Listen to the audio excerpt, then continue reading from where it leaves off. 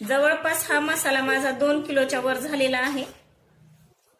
एस्वार मसाला ह्याच्यामध्ये मी थोडासा म्हणजे थोडीशी हळद टाकलेली आहे। एस्वार मसाल्याला टाकतात आणि ह्याच्यामध्ये लिंबोणीचे पानं सुद्धा टाकतात, पण माझ्याकडे यावेळेस मिळाले नाही मला लिंबोणीचे पानं, त्यामुळे मी टाकले।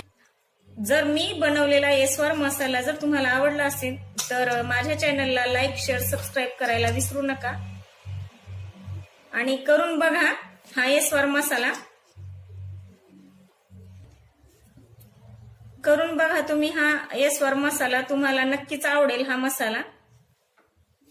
चला तर मी आता हा मसाला इथं मी जवळपास 1 किलोची भरणी घेतलेली आहे, त्यामध्ये मी हा मसाला भरून ठेवणार आहे।